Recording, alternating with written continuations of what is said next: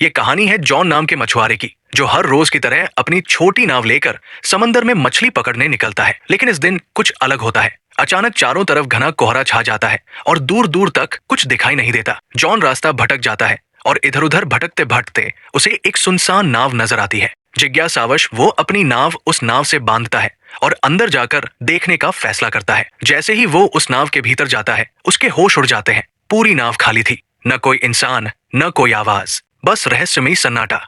John जब उस रहस्यमयी नाव में गया तो सब कुछ बिल्कुल सामान्य लगा। खाना ताजा था, कपड़े करीने से रखे थे और हर जगह इंसानी मौजूदगी के संकेत थे। लेकिन वहां कोई था नहीं। वो नाव को चालू करने की कोशिश करता है, पर इंजन काम नहीं करता। इतने विशाल समुद्र में अकेली और खाली नाव देखकर जॉन हैरान रह जाता है। वो दूरबीन से चारों ओर देखने की कोशिश करता है, शायद कोई पास में हो, लेकिन घना कोहरा सब कुछ ढक चुका था। निराश होकर वो कंट्रोल रूम लौटता है और वहां पड़ा रेडियो ऑन करता है, मदद के लिए कोई संकेत भेजने के इरादे से। जॉन ने रेडियो पर संदेश भेजा, ये नाव समंदर में फंसी है, कोई सुन रहा हो तो जवाब दे। संदेश भेजने के बाद उसने सोचा कि अब अपनी छोटी नाव से लौट जाना चाहिए। लेकिन जब वो बाहर आया तो उसकी नाव वहां नहीं थी, जबकि उसने उसे अच्छे से बांधा था। उसकी हैरानी और बढ़ गई जब देखा कि अब चारों ओर फैला कोहरा भी अचानक साफ हो गया था और आसमान एकदम खुला था। अब दोपहर का समय हो चुका था। जॉन को समझ नहीं आया कि ये सब क्या हो रहा है। वापस लौटने का कोई और रास्ता न देख वो उसी खाली जहाज पर लौट आया और नक्शे के सहारे रास्ता ढूंढने लगा। जॉन अब ये समझने की कोशिश करता है कि वो आखिर है कहाँ और अपने घर कैसे लौट सकता है। परेशानी ये थी कि उस रहस्यमयी नाव का इंजन खराब था। अगर उसे बचना था तो किसी भी हाल में इंजन को ठीक करना ही था। वो पूरे जहाज में टूल बॉक्स तलाशता है और कड़ी मेहनत के बाद इंजन ठीक कर लेता है। उसके लिए ये एक बड़ी राहत थी। अब नाव चालू हो चुकी थी और दिशा भी धीरे धीरे समझ आने लगी थी। लेकिन खतरा टला नहीं था। जॉन कंट्रोल रूम में जाकर फिर से रेडियो से संपर्क करता है, मगर इस बार भी कोई जवाब नहीं आता। सब कुछ अब भी रहस्य में डूबा था। फिर वो लड़का ऊपर आता है और उसे अचानक टॉयलेट जाना पड़ता है। कोई आसपास नहीं था तो वो सोचता है कि समंदर में ही कर लेता हूँ। जैसे ही वो किनारे जाता है, अचानक किसी ने पीछे से उसे धक्का दे दिया। वो सीधा पानी में गिरता है। हालत बेहद खतरनाक थी, लेकिन उसने रील को पकड़कर किसी तरह खुद को डूबने से बचा लिया। हवा और पानी का दबाव इतना ज्यादा था कि वापस नाव तक आना मुश्किल हो गया, मगर उसने हार नहीं मानी, हिम्मत जुटाई और धीरे धीरे रील के सहारे खुद को खींचते हुए फिर से नाव पर चढ़ाया। इस सब के बीच उसका काम पूरा नहीं हो पाया तो वो दोबारा टॉयलेट जाने लगा। जैसे ही वो नीचे पहुंचा, अचानक किसी ने जोर से दरवाजा बंद कर दिया। जॉन ने पहले इसे हवा का असर समझा और ध्यान नहीं दिया, लेकिन जब बाहर निकलने की कोशिश की तो देखा कि दरवाजा अंदर से बंद हो चुका है। अब वो हैरान रह गया। उसने दरवाजा खोलने की हर कोशिश की, यहाँ तक कि जेब से एक सिक्का निकालकर ताले में फंसाकर भी खोलने की कोशिश की, मगर सब बेकार गया। अब उसे लगने लगा कि इस जहाज पर वो अकेला नहीं है, कोई है जो उसे परेशान कर रहा है, जो दिखता नहीं लेकिन हर वक्त मौजूद है। उसे लगने लगा जैसे कोई उसके साथ बेरमी से खेल रहा हो। वो जोर से चिल्लाया, कृपया जो भी हो दरवाजा खोल दो, मैं कोई चोर नहीं, बस देखने आया हूँ।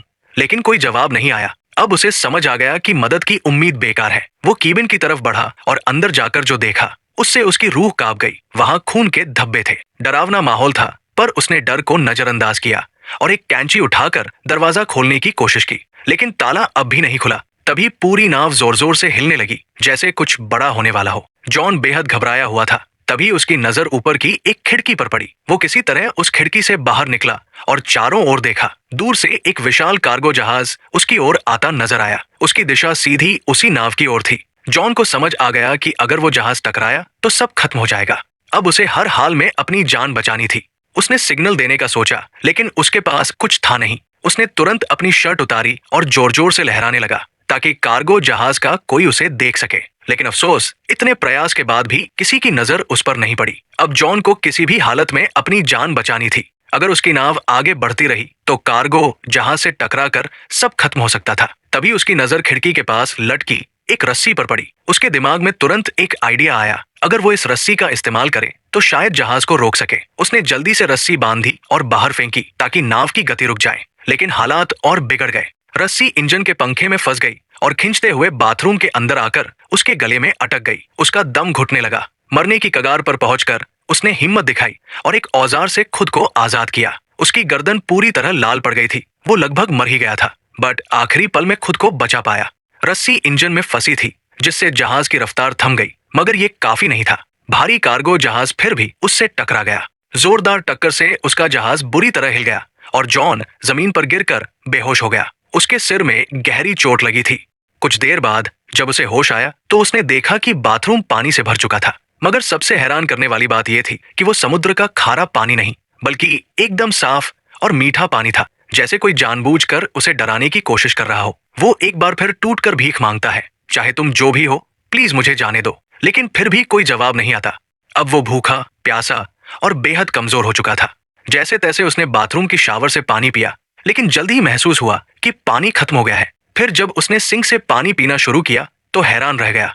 अब वो पानी खारा हो चुका था। उसे तुरंत समझ आ गया कि नाव में कहीं छेद हो गया है और समुद्र का पानी अंदर आ रहा है। ये नाव अब ज्यादा देर नहीं टिकेगी। वो घबराकर दरवाजा खोलने की कोशिश करता है, लेकिन लगता है किसी ने उसे बाहर से बंद कर रखा है। रात का समय था और ऊपर से दिखा कि कोई अदृश्य, शायद दुष्ट शक्ति इस नाव को नियंत्रित कर रही थी। पानी तेजी से बढ़ रहा था और जॉन थककर सो गया। रात में समंदर में भयानक तूफान आया, जिससे नाव बुरी तरह टूट गई और जॉन भी गंभीर रूप से घायल हो गया। सुबह जब उसकी आंख खुली तो पानी सिर तक पहुंच चुका था, सिर्फ चेहरा बाहर था। अब उसे लगने लगा कि बस कुछ ही पल बचे हैं। तभी अचानक कहीं से क्लिक की हल्की आवाज सुनाई दी, जैसे कुछ खुला हो। जैसे ही जॉन ने हैंडल घुमाया, दरवाजा जोर की आवाज के साथ खुल गया। पानी का दबाव इतना ज्यादा था कि दरवाजा टूटकर नीचे गिर पड़ा और इसी तरह वो बाहर निकलने में कामयाब हुआ। बाहर निकलते ही वो सीधा नाव की छत पर गया ताकि ताजी हवा में सांस ले सके, क्योंकि नीचे ऑक्सीजन लगभग खत्म हो चुकी थी। अब उसे यकीन हो गया था कि कोई अदृश्य ताकत उसे हर हाल में सताना चाहती है। वो शारीरिक और मानसिक रूप से टूट चुका था और नीचे की तरफ पानी लगातार भरता जा रहा था। उसे समझ आ गया कि अब नाव कभी भी डूब सकती है। जॉन ने तय कर लिया था अब वो इस जहाज पर नहीं रुकेगा। तभी उसे एक आइडिया आया। उसने जहाज से एयर बैग्स निकाले और टूटे हुए बाथरूम के दरवाजे को इस्तेमाल करके एक छोटा राफ्ट बना लिया। उसने सब कुछ मजबूती से बांधा ताकि राफ्ट टिक सके, लेकिन राफ्ट चलाने के लिए उसे कुछ और जरूरी सामान भी चाहिए था। उसने जहाज से खाना, पानी और जरूरी औजार जमा किए और खुद को पूरी तरह तैयार किया। फिर बिना पीछे देखे वो जहाज से उतर गया और राफ्ट पर सवार होकर धीरे धीरे समंदर में आगे बढ़ने लगा। वो राफ्ट पर था और उसके सामने वही बड़ी नाव अब भी खड़ी थी। कई घंटे गुजर गए, लेकिन न तो वो ज्यादा दूर जा पाया और न ही वो नाव डूबी, जिसे वो समझ रहा था कि 5 से 10 मिनट में डूब जाएगी। वो अब भी उसी हालत में थी। तभी उसके दिमाग में एक आइडिया आया, अगर ये नाव अभी तक नहीं डूबी तो क्यों ना इसके रिसाव को ठीक कर लिया जाए। अगर ऐसा हो गया तो वो इस मजबूत नाव से आराम से सफर कर सकता है। ये सोचकर वो वापस नाव के पास गया। सबसे पहले उसने रिसाव को ठीक किया, फिर पाइप और औजारों से एक पंप तैयार किया ताकि पानी बाहर निकाला जा सके। उसने जो पंप बनाया था उसकी मदद से नाव में भरा समुद्र का पानी धीरे धीरे बाहर निकल गया। रिसाव ठीक करने और पानी हटाने के बाद उसने जहाज की बाकी दिक्कतें भी ठीक कर दी। साथ ही उसने बाहर से भी मरम्मत की ताकि आगे सफर में कोई और परेशानी न हो। काम खत्म होने के बाद उसने फिर से रेडियो से मदद मांगने की कोशिश की, लेकिन इस बार भी कोई जवाब नहीं आया। मायूस होकर वो वापस लौटा और नक्शा निकालकर एक बार फिर रास्ता समझने लगा।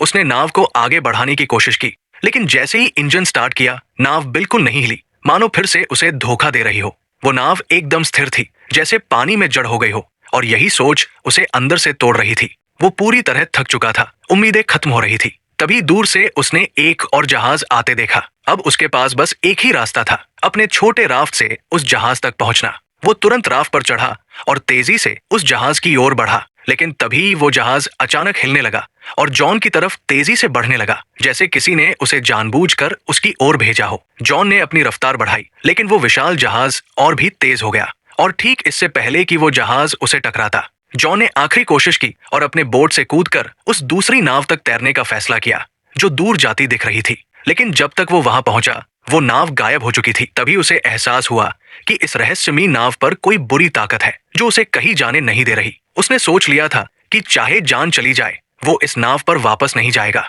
लेकिन शाम तक पानी में तैरते तैरते ठंड बढ़ने लगी। नीचे डॉल्फिन्स तैर रही थी, पर पानी का तापमान बहुत गिर चुका था। ठंड सहन न हो पाने पर मजबूरी में वो फिर उसी नाव पर लौट आया। वो इतना थक और बीमार हो चुका था कि कुछ सोच पाने की हालत में नहीं था। बस चुपचाप एक कंबल ओढ़कर कमरे में सो गया। सुबह जब उसकी आंख खुली तो उसने फिर से इस जहाज से निकलने का फैसला किया, लेकिन अब एक और झटका मिला। कमरे का दरवाजा बंद था। वो घबरा गया और धीरे धीरे मानसिक रूप से टूटने लगा। उसे कुछ समझ नहीं आ रहा था कि आखिर ये सब उसके साथ क्यों हो रहा है। तभी उसकी नजर कमरे में मौजूद एक छोटी सी केबिन पर पड़ी। उसने जैसे ही उसे खोला, ऊपर की ओर एक रास्ता नजर आया, एक वेंटिलेशन जिससे बाहर निकला जा सकता था। वो उस केबिन में घुस गया जो एक तंग स्टोरेज एरिया था। हर बार जब वो स्टोरेज एरिया से ऊपर चढ़ने की कोशिश करता, फिसलकर नीचे गिर जाता। गिरने से उसे कई चोटें भी आई, मगर उसने हार नहीं मानी। बार बार गिरते हुए आखिरकार वो फिर से ऊपर पहुंचा और उस वेंट की खिड़की को खोलने की कोशिश की, लेकिन वो टस से मस नहीं हुई। ऐसा लग रहा था जैसे उसे जानबूझकर सील कर दिया गया हो। अब वहां की ऑक्सीजन भी तेजी से खत्म हो रही थी। सांस लेना मुश्किल हो रहा था। नीचे का दरवाजा भी बंद था। वो वापस कमरे में नहीं जा पा रहा था। उसे लगने लगा कि अब यही उसका आखिरी समय है। लेकिन तभी उसने फिर से वही क्लिक की रहस्यमयी आवाज सुनी। जैसे ही केबिन की खिड़की क्लिक की आवाज के साथ खुली, जॉन बिना समय गवाए बाहर निकल आया। ताजी हवा ने उसे थोड़ी राहत दी। बाहर आकर उसने देखा कि नाव एक छोटे से द्वीप की ओर बढ़ रही थी। ये देखकर उसके मन में उम्मीद जगी कि शायद अब वो इस डरावनी नाव से हमेशा के लिए आजाद हो जाएगा। जैसे ही नाव किनारे पहुंची, वो फौरन उतर गया। उसे लगा कि इस द्वीप पर जरूर कोई है जो इस सब का जिम्मेदार है। गुस्से में उसने एक डंडा उठाया और द्वीप की तलाश शुरू की, लेकिन जल्द ही हैरान रह गया। पूरे द्वीप पर इंसान का कोई भी निशान नहीं था।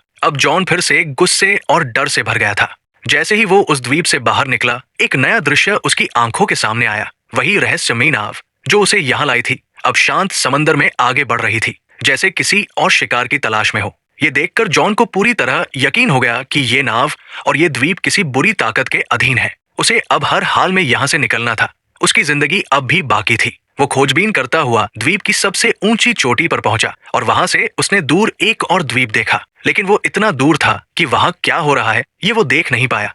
जैसे जैसे जॉन द्वीप पर घूमता रहा, वो धीरे धीरे पीछे की ओर आ गया, लेकिन जब वो वहां पहुंचा तो उसकी आंखें फटी की फटी रह गई।